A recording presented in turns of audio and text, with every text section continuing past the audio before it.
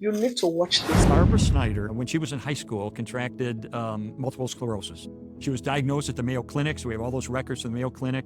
She deteriorated very quickly. And over the next decade or so, she had multiple hospitalizations to the point where one of her doctors said, she is one of the most hopelessly ill patients I've ever treated. Next time she gets pneumonia, we're just gonna have to let her die because we're just prolonging the inevitable. So here she is in hospice, she's dying at her home. Somebody called up WMBI, the Christian radio station at Moody Bible Institute in Chicago, because she lived in Wheaton, Illinois, and said, would you just ask people to pray for this poor woman who's dying?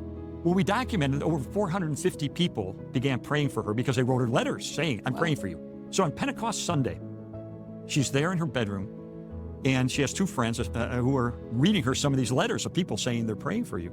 And all of a sudden, she hears a voice from the corner of the room, the voice of God, saying, get up, my child, and walk.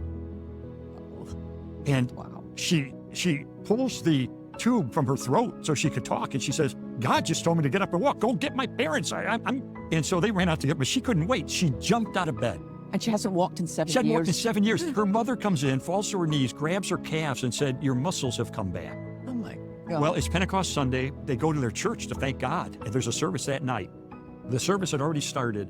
The pastor gets up and says, does anybody have any announcements? Boy, do I. Boy, do I. So Barbara comes walking down the center aisle. The place freaks out because they'd never seen her except in a wheelchair for 7 years.